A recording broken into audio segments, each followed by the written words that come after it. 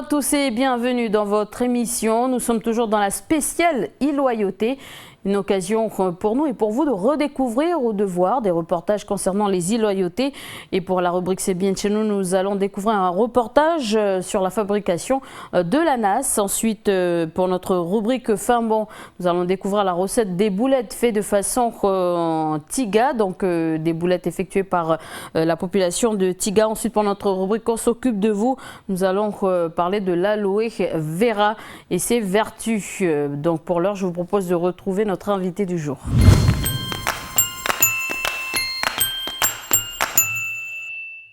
Alors la semaine spéciale e-loyauté se poursuit sur MCTV. Les e-loyautés font partie de l'une des 3 provinces, donc une occasion de parler des élections provinciales, plus précisément des litiges électoraux. Donc on le sait, comme en province nord, les e-loyautés sont gérées par les indépendantistes. Donc pour en parler, on reçoit donc aujourd'hui Gérard Régnier pour l'animation du FLNKS. Bonjour. Bonjour Élise. Alors aujourd'hui il est question du litige électoral, donc des résultats, on va parler aujourd'hui des résultats des travaux menés par Ferdinand Melin-Soukramania. Alors vous dites dans votre communiqué que 3388 personnes sont inscrites irrégulièrement. Alors quel est justement le but de ce communiqué et vous constatez, c'est ça, ces résultats? Oui, bien sûr. Le premier point qui est positif, puisque le FLNKS n'a pas cessé de se battre pour faire en sorte que la liste électorale spéciale provinciale soit la plus régulière, la plus transparente et surtout la plus sincère. Aujourd'hui, suite aux travaux de M. Melin-Soukramania, voilà, il y a 3388 personnes dont on n'a pas les éléments, qui ne sont pas raccord avec la loi organique, avec la Constitution française, donc qui ne devraient pas être inscrits sur cette liste électorale spéciale provinciale. Donc ce qu'on demande, tout simplement, si on a véritablement envie de lever le litige électoral, on demande à l'État que ces 3388 dossiers repassent en commission administrative spéciale, qu'ils soient réexaminés, qu'en fonction des dossiers qui seront fournis, en fonction des documents, les commissions administratives spéciales prennent une décision et ces personnes auront toujours la possibilité de faire un recours gracieux dans un premier temps, d'amener des éléments peut-être qu'ils n'avaient pas fournis jusqu'à présent ou dont l'administration n'a pas connaissance, et un recours au contentieux au tribunal de première instance si c'est nécessaire. Alors ces personnes viennent des 3 provinces, est-ce que vous avez des éléments sur ces dossiers? La difficulté, c'est que les travaux de M. Melin-Soukramania ont été faits sous l'anonymat. C'est ça. Donc on n'est pas censé connaître les personnes, bien que le FLNKS et la commission politique et citoyenneté qui a travaillé dessus a forcément fourni à un moment ou à un autre des éléments. Donc ces éléments, nous les avons. Et il est vrai que essentiellement, le plus grand nombre, on va dire 80% de ces personnes, viennent essentiellement du Grand Nouméa. Alors 3000 personnes, plus de 3000 personnes, c'est beaucoup. Vous aviez annoncé 7000 personnes. Pour vous, oui, c'était 7000 personnes sur lesquelles on avait des doutes. On n'avait pas les éléments nécessaires pour le juger. Aujourd'hui, à la suite des différents travaux, on est sur 3388 personnes. Donc les choses, elles se sont affinées. On a une donnée qui est là. Donc le FLNKS avait raison de faire cette démarche. Les travaux ont été menés. Maintenant, si on veut régler ce litige, il faut prendre des décisions fermes. Alors à qui la faute? À l'État, au parti, aux Calédoniens? Essentiellement l'État. Essentiellement l'État. On se souvient que dans un premier temps, on a eu de très longs débats sur corps électoral glissant, corps électoral figé. Nous savons pertinemment que nous avions raison depuis le départ, puisque l'Assemblée nationale, le Sénat, dès 1999, ont voté une modification, avait proposé une modification. Le Congrès de Versailles n'a jamais pu se réunir, et souvenez-vous, 2003, la manifestation lors de la venue de Jacques Chirac, qui s'était engagé à modifier la Constitution française pour aller dans le sens des négociations de 98, ce qui a été fait en 2007. Mais depuis 2007, depuis la modification, rien n'a été mis en œuvre. Ce qu'avaient annoncé les députés, les sénateurs, rien n'a été. Donc on a dérivé dans cette situation et on arrive au résultat que l'on connaît aujourd'hui. Donc à 2 ans, c'est un peu juste. C'est problématique et qui plus est, ceux qui veulent peuvent tenter de faire des calculs, mais la majorité au Congrès tient peu de choses.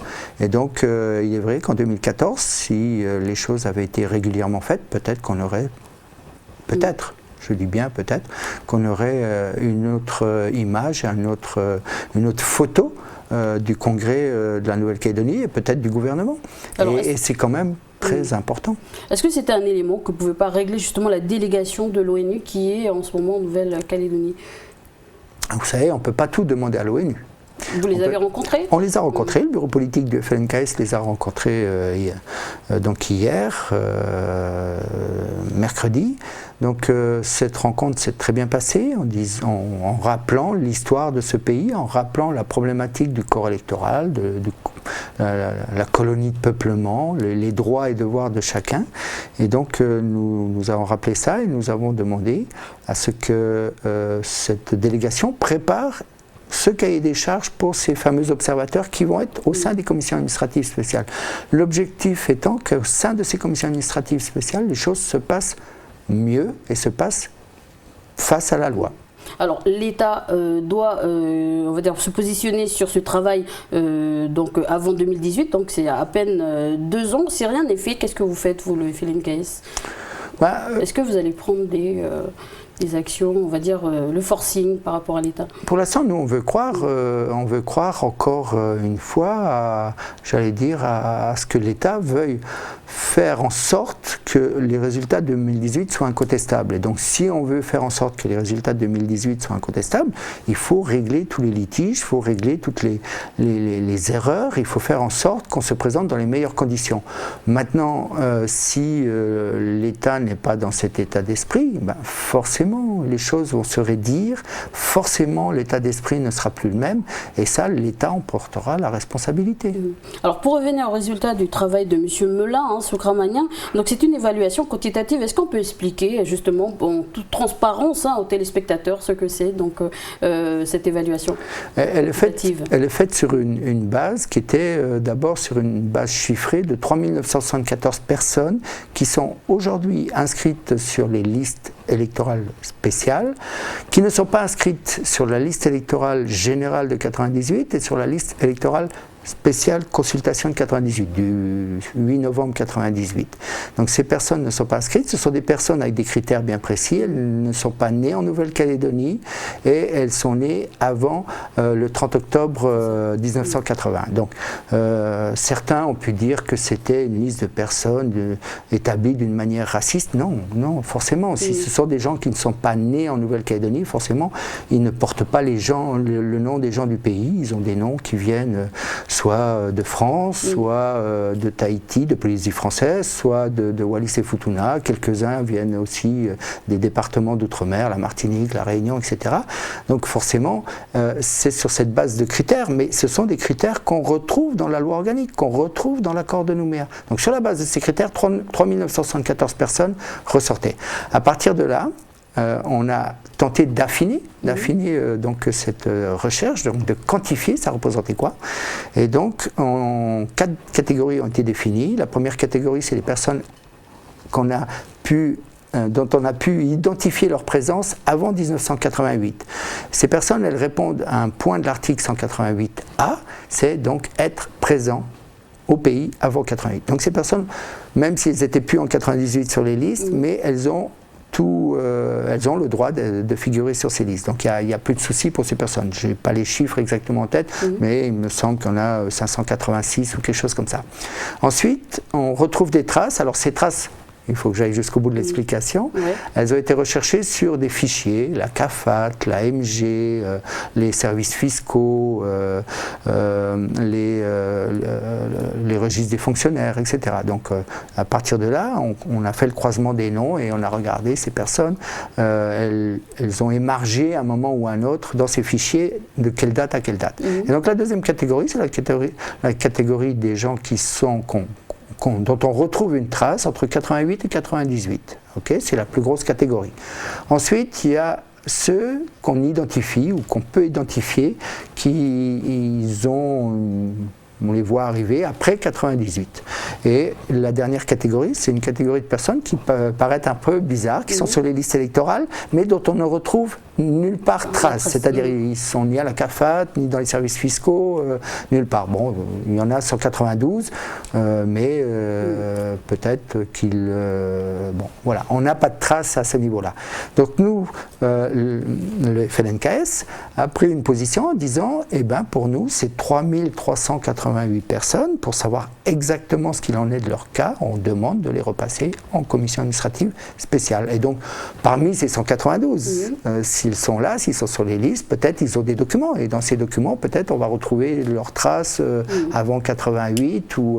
Et donc, ils pourront justifier s'ils peuvent être maintenus sur la liste électorale spéciale ou pas. Alors, Monsieur Régnier, il nous reste quelques secondes pour terminer cet entretien. Donc, on a l'impression qu'on n'arrive pas plutôt à convaincre les personnes à faire leur démarche. Quel est le message que vous avez envie de passer aujourd'hui à nos chers compatriotes de Nouvelle-Calédonie? C'est l'année 2016, les commissions administratives spéciales vont travailler sur l'élaboration de la liste électorale de sortie. Donc forcément, c'est un appel qu'on lance à l'ensemble des citoyens de dire il va y avoir des inscriptions d'office, mais veillez à ce que vous soyez inscrits. Et le premier point, le plus important, il faudra être inscrit sur la liste générale. Donc le premier passage que vous devez faire, c'est être inscrit sur la liste générale, et à partir de là, vous pourrez ensuite faire votre démarche pour être inscrit sur la liste électorale de sortie.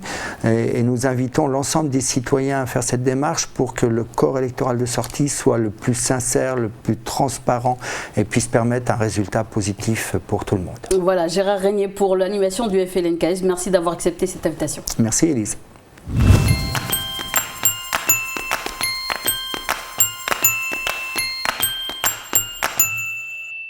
Bonjour Duke, alors on est encore en période de vacances scolaires et les activités préférées des jeunes du pays, c'est la pêche. L'occasion pour nous de revenir sur quelques pratiques traditionnelles. Alors bonjour Élise, bonjour à vous à la maison. Alors comme tu l'as dit, ici nos vieux ont su développer des techniques, des outils de pêche très efficaces. Je pense par exemple pour commencer au filet que les vieux cougniers là, ont su tresser, ont transmis les techniques de tressage aux nouvelles générations, le filet pour la pêche au mécois, le filet pour la pêche à la tortue et même à la vache marine aussi. C'est vrai que ce sont des pêches ancestrales qui respectent justement ces êtres vivants, puisqu'aujourd'hui les cougniers suivent encore les rites, des rites millénaires, et certains sont même liés au calendrier de l'Igname. C'est vrai que sur l'ensemble du pays tout entier, on respecte ces rites ancestraux, si on peut dire ça comme ça, Élise. Et d'ailleurs, on va dire que ce sont les mêmes clans, les mêmes familles qui depuis des millénaires vont pêcher ces êtres vivants, vont pêcher ces poissons, là, tous ces fruits de mer. Puis ensuite, ce sont ces mêmes familles, ces mêmes clans qui vont présenter ça aux dites chefferies, si on peut les appeler comme ça. Et puis, ce sont ces mêmes familles qui vont aussi partager le fruit de leur pêche. Alors sur certaines réserves ancestrales, les réserves que nos vieux ont établies pour la pêche, pour les certaines cérémonies, ou pour avoir un garde-manger en permanence. Là. Et nos vieux nous disent qu'il est strictement interdit aujourd'hui d'y pêcher avec les nouveaux outils de genre fusil sous-marin et tout ça là. Il faut y aller pêcher avec les outils de nos vieux. Alors je pense notamment à la sagaille. On a ici sur la Grande Terre, on a des endroits où on pêche encore la crevette avec les petites sagailles là, de rivière, mais aux îles Loyauté, les sagailles qui sont utilisées là-bas encore aujourd'hui, c'est les grandes sagailles qui sont que les vieux, puis que certains jeunes encore aujourd'hui, il n'y en a pas beaucoup, certains jeunes encore pratiquent cette pêche à la sagaille là, et c'est spécialement conçu pour les gros poissons, quoi. Et d'ailleurs, tu disais que tu aimerais réaliser un reportage sur cette pêche, donc une occasion pour nous aujourd'hui de faire une petite annonce à nos chers téléspectateurs. Donc s'il y a des personnes qui pourraient nous orienter, qui auraient justement des contacts, appelez-nous au 29 90 00 au 47 58 plutôt 80. Et autre instrument de pêche ancestrale, donc la nasse. Oui, oui, Élise, pardon. Alors la nasse tressée en liane, la nasse, on a plusieurs types de nasse.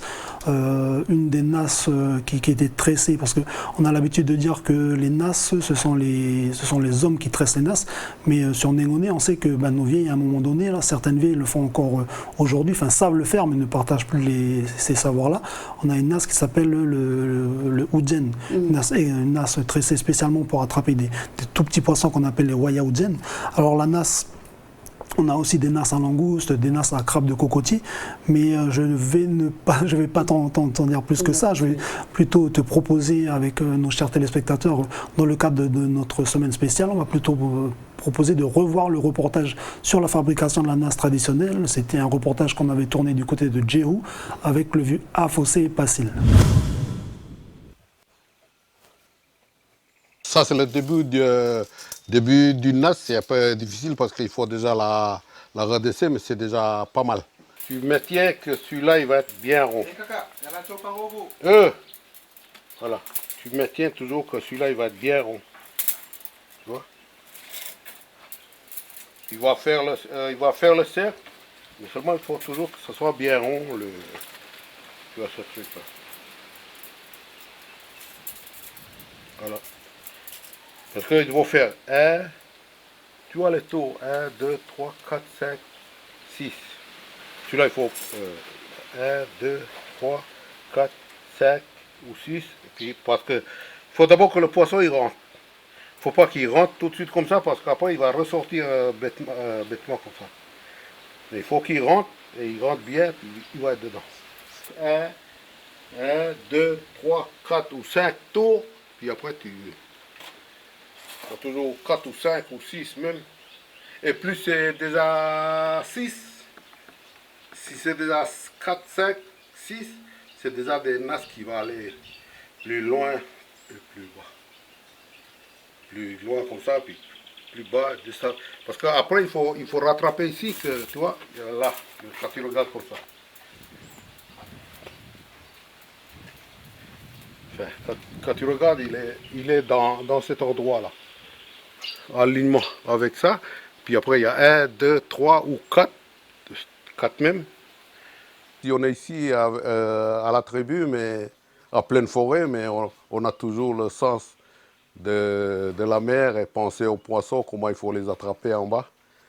Alors ici on fait des tressages, des nasses pour piéger les poissons. Ben maintenant, on fait avec du fer, mais avant, nous, avec les vieux, c'est des lianes. Alors, les lianes, c'est des lianes de la forêt, mais maintenant, on ne peut plus les tirer parce que c'est trop dur. Il y a plein de fourmis électriques, tout ça, là, puis ça y est. En plus de ça, c'est que les lianes, c'est pour une petite durée. Mais ça dit que ces ferrets-là, ça reste éternel. Déjà des nasses que j'ai depuis 2003, que j'ai plongé dans la mer, ils sont toujours en bas jusqu'à maintenant. Alors moi, il suffit que j'arrive avec des feuilles de papayer, et puis je mets dedans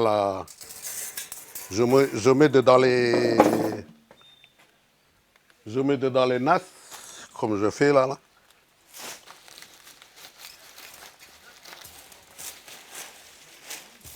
Puis voilà. Je casse pour que les faire éparpiller. Puis, bon, ben, une fois, les poissons, ils rentrent, ils rentrent, et puis voilà. Il s'est fait pris dans le piège.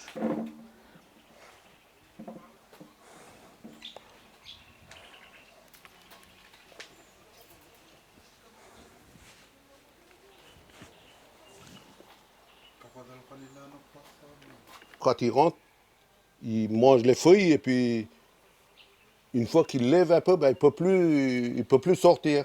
Parce qu'il est déjà dedans cette chambre qu'on appelle toujours la chambre à poissons. Mais il ne peut plus ressortir par ce trou parce qu'il ne voit plus le trou une fois qu'il est déjà un peu à cette hauteur-là, hauteur du trou là. Ben voilà l'astuce de nos vieux, puis voilà, on maintient toujours cette astuce-là. Ça, c'est déjà un début de nasse que j'ai fait.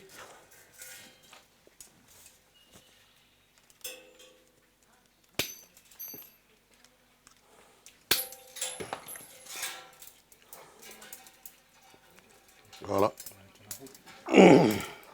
Amen.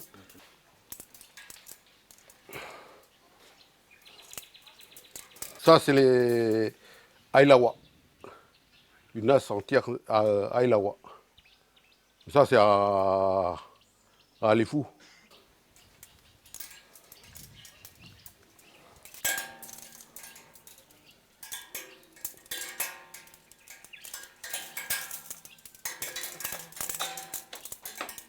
J'apprends un peu à tout le monde de faire parce que nous, on a nos côtes, on a nos endroits, mais ils commencent à s'appauvrir bêtement comme ça. Et je crois qu'avec cette méthode, ça attire plutôt le poisson vers nos côtes. C'est pas comme le fusil et le filet, parce que là, ça chasse les poissons, ça les fait sauver. Mais tandis que là, ça attire plutôt vers nous, ça vient. Puis nous, on est là, nous, on est là avec les nasses et puis les poissons, ils sont là tout autour. Puis, ils savaient déjà que je viens avec les feuilles de papayer, ben voilà, ils courent vers moi. Là, on va aller au champ là, pour chercher des feuilles de papayer pour appâter les nasses tout à l'heure en bas, à la mer. Ben voilà, c'est pas loin, il est à 100 mètres d'ici.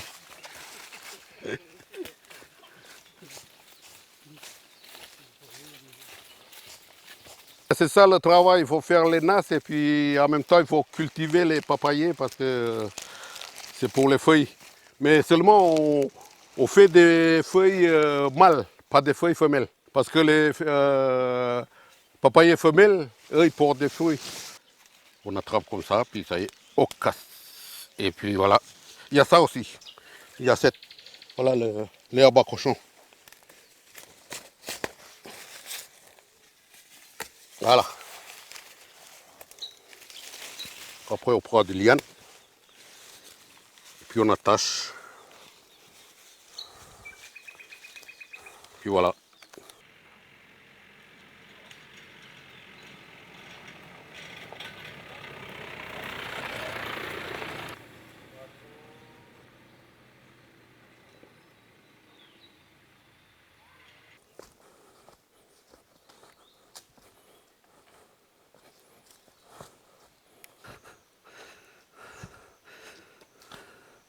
Mais tu as vu, il y a les nasses.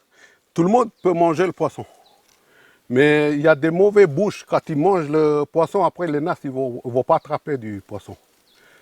Surtout pour les femmes qui ont des règles, tout ça, il ne faut pas qu'ils mangent le poisson qu'on a attrapé des nasses.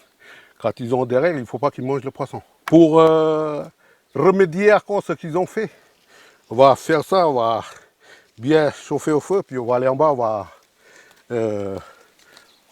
machiner les nasses. Laisser autour de ces... Et puis après, on laisse en bas comme ça, on met un caillou.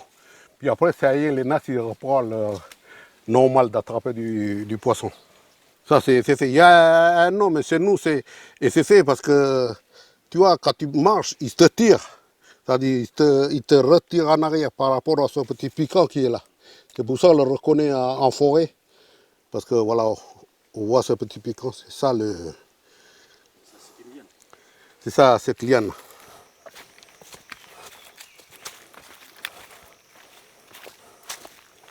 Ici, c'est la baie de Fenewed. Mais il y a chaque petit nom, parce qu'il y a Fenewed, il y a Nadounahe, il y a Lemu, il y a Nakawanodo. Des fois, on pensait déjà aux nasses, on pensait déjà aux nasses et aux poissons en bas. Mais le proverbe des vieux, il ne faut pas regarder là-bas, il faut d'abord regarder là-haut. Sinon, tu ne vas pas arriver aux poissons, tu vas crever ici, là. Alors maintenant, on descend. Il y a un moment où il faut descendre, et puis il y a un moment où il faut faire la pêche. C'est un peu toujours ça, les petits proverbes des vieux.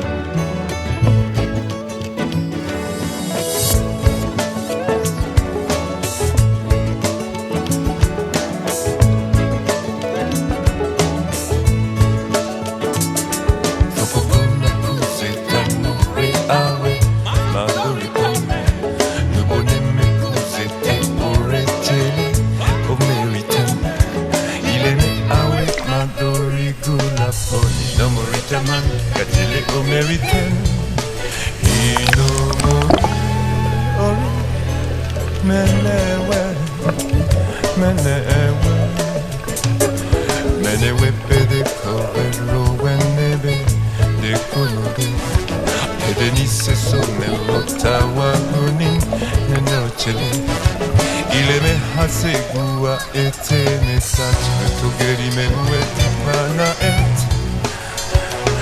ete message ozen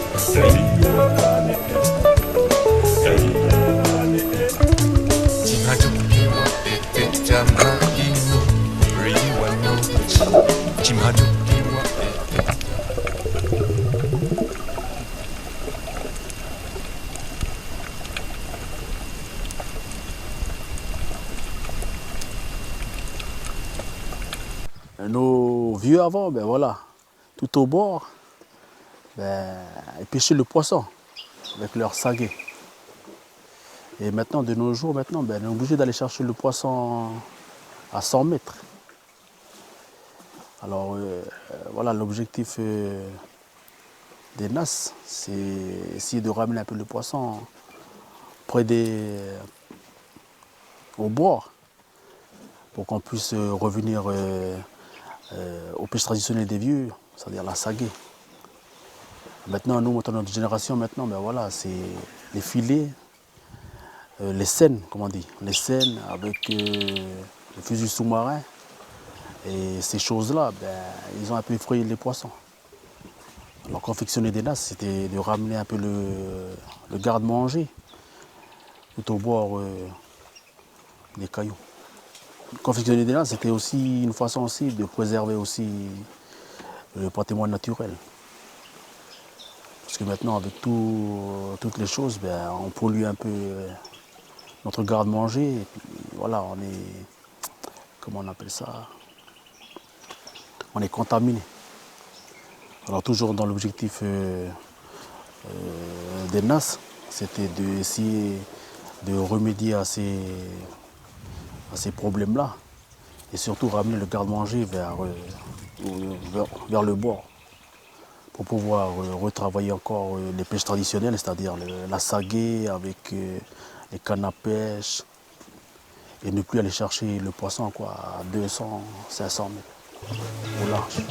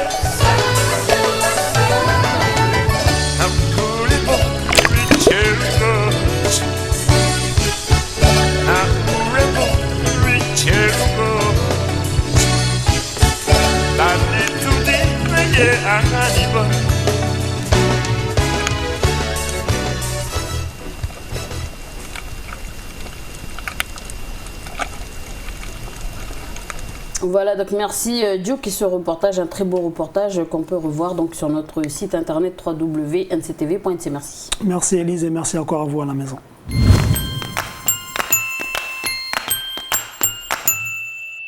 Bonjour Davina, alors quoi de bon dans le fin bon, ça rime aujourd'hui? Bonjour Élise et bonjour à tous. Alors aujourd'hui je te propose un coup de chasse, ça te dit ou quoi? Ah oui, on va faire la chasse à quoi? Bon, on va aller essayer d'attraper un cerf déjà pour commencer. Alors le cerf c'est la viande la plus consommée, voire la plus chassée aussi sur l'ensemble du territoire parce que déjà pour aider à la régularisation de cette espèce qui quand même fait des dégâts sur nos forêts et aussi parce que voilà. En règle générale, les Calédoniens, on adore le cerf. Ils aiment bien le cerf, ouais. La viande, ouais. Bon, le seul petit problème, c'est que il faut quand même la faire cuire assez longtemps. C'est une viande qui est assez coriace, donc voilà. Mais bon, après, une fois que tu as attrapé ta viande, ça vaut le coup. Hein, tu peux tout faire. Tu peux faire du rôti, du petit salé. Tu peux, voilà, selon tes goûts, arranger ta viande comme tu le veux. Donc, sachez que même si vous pouvez chasser le cerf toute l'année, il y a quand même un quota à respecter. Donc, vous pouvez attraper un cerf mâle adulte, bien sûr, par chasse et par jour. Par contre, les femelles et les faons, il n'y a pas de limite. Vous pouvez en abattre autant que vous voulez. Dans la même catégorie, on retrouve également, Élise, le cochon sauvage. Très bon aussi, à condition de faire cuire assez longtemps et puis d'aimer le goût assez prononcé de sa viande. Faut là aussi privilégier des plats en sauce pour atténuer ce goût assez fort qu'a le cochon. Mais à part ça, là aussi avec du curry et du lait de coco, ça passe très très bien. Autre viande dont on peut parler, c'est le lapin. Voilà, le lapin. Et oui, on mange du lapin ici au pays. Donc le lapin à l'état sauvage, c'est pas mal aussi, avec des légumes. Si vous avez l'habitude d'aller par exemple du côté des îlots pas loin de Tomo, je sais que sur un îlot, il y a que ça. Donc là aussi, on demandait aux gens de régulariser un peu la population de lapins. Évitez de rajouter du sel si vous attrapez celui de l'îlot, tout simplement, il n'en a pas besoin. Alors, il y a aussi la chèvre qu'on retrouve à l'état sauvage du côté de l'île de Tiga. Oui, c'est vrai, Elise, tu as raison. Donc, pour la petite histoire, les chèvres de l'île de Tiga ont été importées de l'île de Marais. On les élevait bien sûr pour leur lait, leur viande, mais aussi pour en faire des sacs, exploiter la peau. Hein. D'ailleurs, à l'heure actuelle, on continue à en faire des sacs et puis à utiliser la peau et la fourrure de la chèvre pour les réaliser. Donc, on le retrouve aussi à l'état sauvage un peu partout sur l'île. Et voilà, il fait aussi des ravages sur les cultures, alors que la culture, c'est quand même le point central de l'alimentation de l'île de Tocanod. Donc, il n'y a plus qu'à aller la chasser. Voilà. Il faut être courageux pour aller à la chasse, surtout sur Tiga, avec les falaises et tout. C'est ça, quand on connaît le paysage de Tiga, je peux vous dire qu'il faut être très très courageux avec les forêts caillouteuses ou encore les falaises, comme le disait Élise. Et puis en plus, si on l'attrape dans un endroit assez éloigné de là où on vit, si on ne tombe pas sur l'une des 3 voitures de l'île, on est obligé de se le porter sur le dos jusqu'à la maison. Moi, je voulais aujourd'hui vous proposer une recette de Duke Menongo et il nous propose de découvrir, donc il est allé suivre pour nous la recette des boulettes de gauche. On regarde.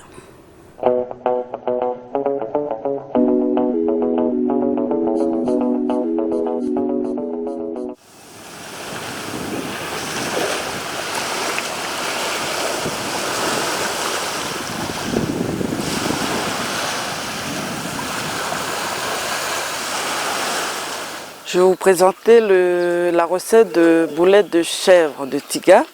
On a besoin de 2 kg de chèvre, un peu de sauce soja, citron, de l'ail, poivre et 2 œufs pour lier la viande hachée. On a besoin aussi du thym, des échalotes. On va les chercher.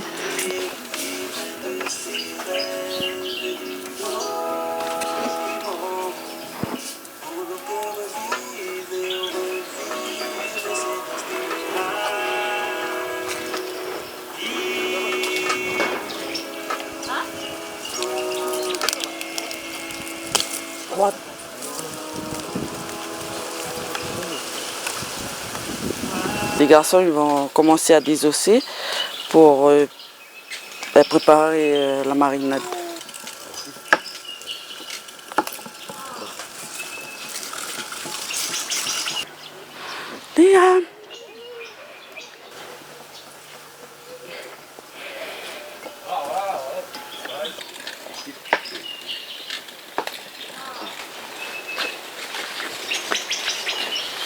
Quand vous allez désosser la viande, il est important de couper des morceaux comme ça, pas trop grands, juste. C'est pour... après, ça dépendra de votre hachoir. Là, on a un petit, donc on prend des petits morceaux.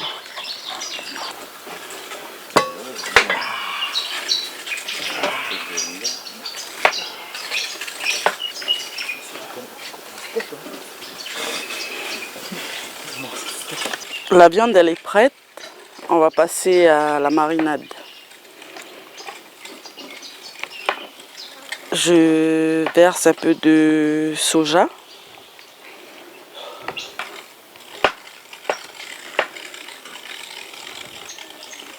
Du poivre.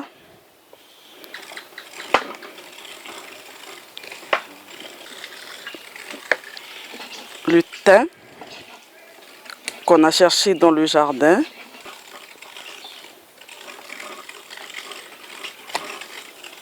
Les échalotes.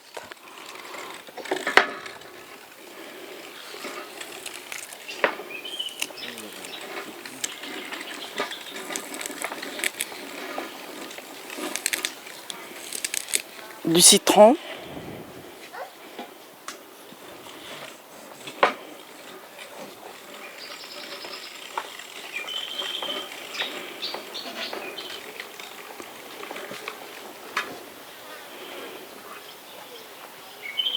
On tire un peu les graines.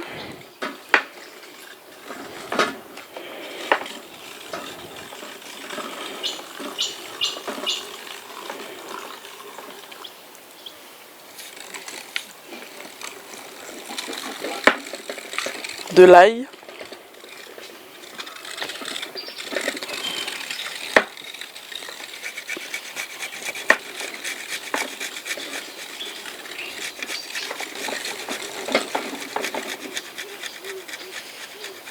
Après, on va le mélanger.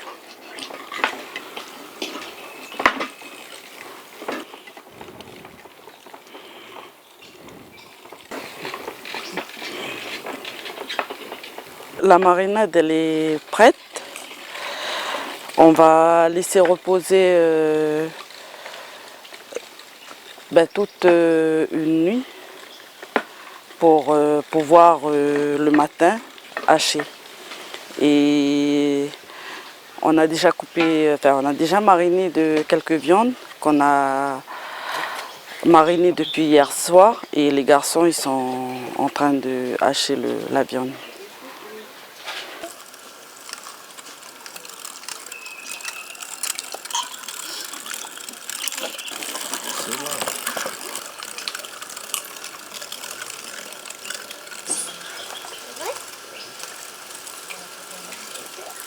Les boulettes sont prêtes, on va passer à la cuisson et c'est au feu de bois.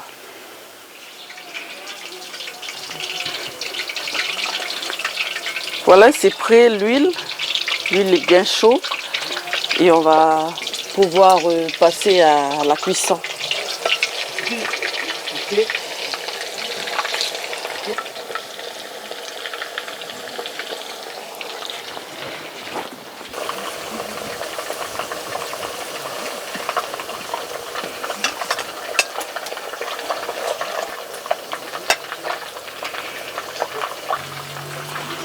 Tu veux goûter?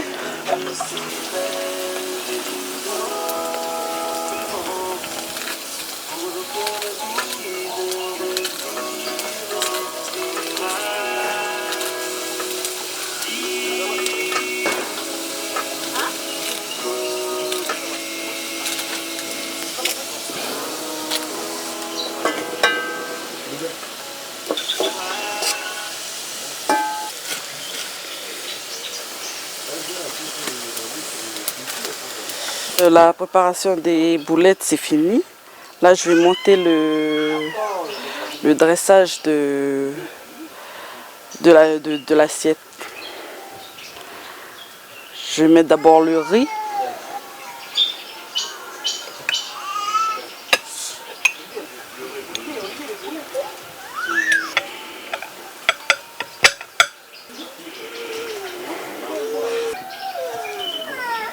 Je mets le chouchine.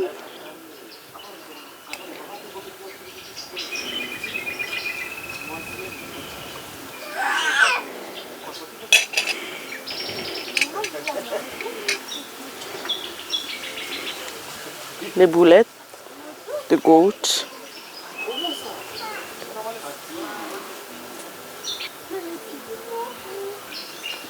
Et là, un peu de salade de papaye.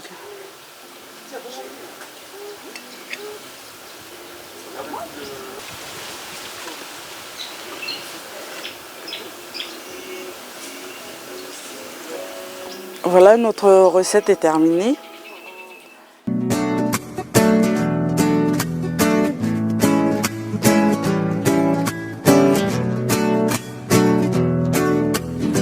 Préciser que gooch, ça veut dire chèvre en langue du Tiga. C'est la langue qui parle justement du côté de Tocanod, même si je ne parle pas la langue de là-bas, mais en tout cas ça veut dire chèvre. Alors quelques petits conseils pour terminer cette chronique, Davina.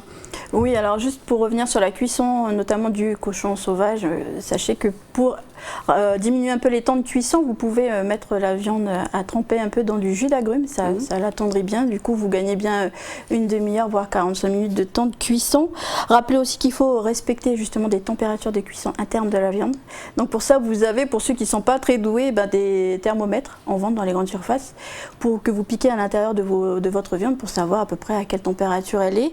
Et à partir de ce moment-là, vous savez que le cerf et le cochon doivent avoir une température intérieure de 71 degrés Celsius quand vous la faites cuire. Et le lapin, lui, 74 degrés Celsius en gros. Voilà. Et voilà, il faut également respecter le temps de conservation, c'est très important. Oui, c'est vrai, très important pour éviter de s'intoxiquer. Donc sachez que le lapin peut se conserver 1 à 2 jours au frigo et jusqu'à 1 an au congélateur. Le cerf peut se conserver 2 à 4 jours au frigo et 6 à 12 mois au congélateur. Et quant au cochon, jusqu'à 5 jours au frigo, de 3 à 5 jours, et puis de 4 à 12 mois selon le morceau. Mais bien sûr, n'attendez pas, ne conservez pas trop les viandes, essayez de les faire cuire dès que vous les avez à la maison, quoi. Voilà, donc Oletti, Davina, on te retrouve demain pour demander le programme. Oui, c'est ça, merci Élise, et puis à demain tout le monde.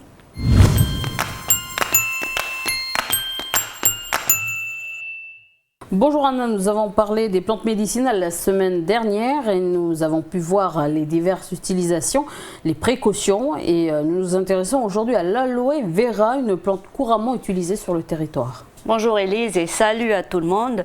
L'aloe vera est une plante qui appartient à la famille des Asphodélacées. Je ne sais pas si je prononce bien, mais enfin bref, c'est son nom scientifique. Et parmi les 300 espèces d'aloès, la plante la plus reconnue pour ses vertus médicinales, c'est l'aloe vera barbadensis Miller. Maintenant, on va faire un peu d'histoire pour voir un peu comment l'aloe vera est arrivé jusqu'à nous. L'aloe vera trouverait ses origines en Afrique et dans quelques îles situées dans l'océan Indien.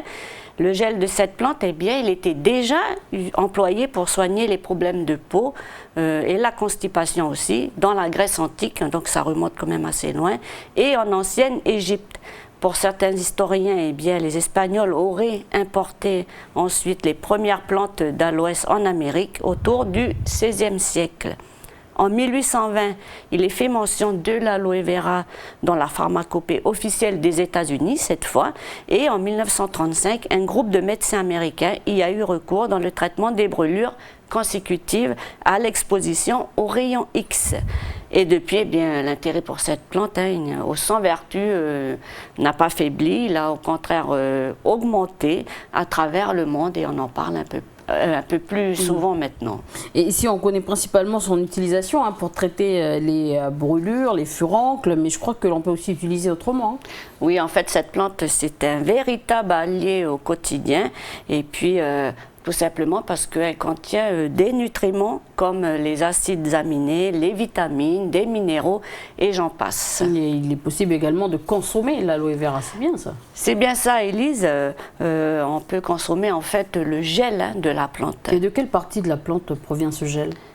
Il provient des feuilles. L'aloès la capacité de stocker de l'eau sur la forme de gel. Et c'est avec ce gel qu'on fait le jus que l'on peut consommer. Et ce jus doit être consommé pur, sans extrait d'écorce.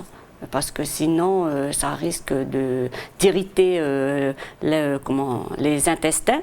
Parce que, en fait, la partie dure des feuilles, elle renferme de l'aloïne. Et c'est ça qui peut irriter l'intestin. Mais il existe de nombreux produits que l'on peut faire avec l'aloe vera. On peut fabriquer, par exemple, des gélules. Et puis, il y a aussi des boissons. Ça, on en rencontre beaucoup des boissons à base d'aloe vera. Et justement, c'est une boisson que nous allons apprendre à préparer. En fait, c'est Yann que j'avais rencontré du côté d'Ouailou et il nous avait fait une petite démonstration comment préparer rapidement une boisson avec de l'aloe vera. Et j'ai une pensée particulière pour sa famille du côté d'Ouailou, puisque malheureusement Yann est décédé il y a maintenant 2 mois de cela. Bon, nous on va faire un petit comeback, un petit retour en arrière et on retourne du côté d'Ouailou à la rencontre de Yann.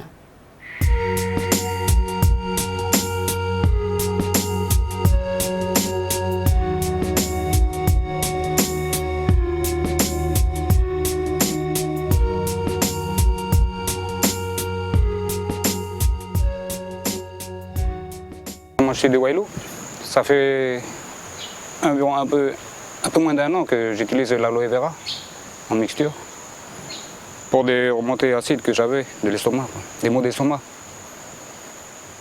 J'ai entendu parler de l'aloe vera, de ses vertus, c'est grâce à un ami, il m'a parlé d'un de ses amis qui faisait des mixtures avec du jus de fruits, qui mélangeait l'aloe vera, préparait ça puis mélangeait avec du jus de fruits. Apparemment, je connaissais l'aloe vera, mais pour, comme tout le monde, la plante à brûler, quoi. Dans l'enfance, on mettait ça aussi sur les, pas les verrues, mais comment, les furoncles. Et ça soigne bien. Mais là, j'ai voulu essayer parce que j'ai suivi un traitement de 1 mois. Prendre des cachets, quoi. Puis je me suis mis à l'aloe vera. Je ne connais pas toutes les vertus de l'aloe vera, quoi, mais je sais que ça se trouve sous forme de plusieurs produits dans les commerces. Mais le produit, je préfère le préparer moi-même à la maison, histoire de rester dans le naturel, quoi. Je bois ça le matin, à jeun, avant chaque petit déjeuner. Sinon, on peut faire ça le soir. Je pense que c'est mieux le soir, avant d'aller se coucher. Là, si on est allongé, ça évite les remontées, quoi.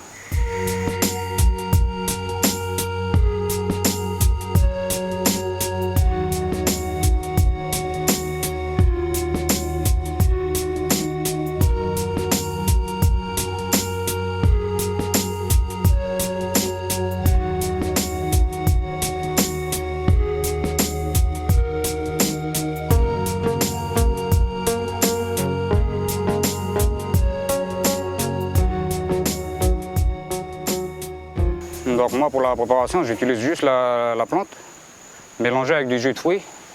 Quand on n'a pas de fruits, quoi. Sinon, si on a des fruits à la maison, on peut très bien mixer avec le produit et puis un peu d'eau, puis ça marche.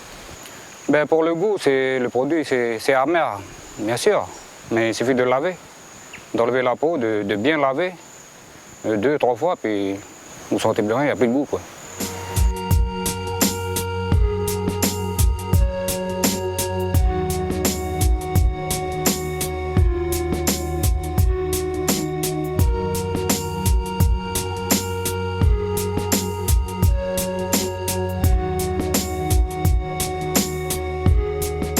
On peut le boire tout de suite, puis après pour conserver, on met au frigo. Et puis, ben, depuis que j'ai utilisé l'aloe vera, ben, je trouve que ça va mieux.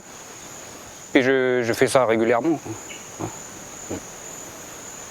Ben, tout le monde peut essayer, tout le monde peut le faire. Il y a pas de... Le produit n'est pas amer. Après un bon lavage, puis mélanger avec du jus de fruits, c'est pas amer du tout. Après un bon coup de fête, ça doit faire du bien, je pense. Et bien maintenant, il ne nous reste plus qu'à déguster. Santé. Santé.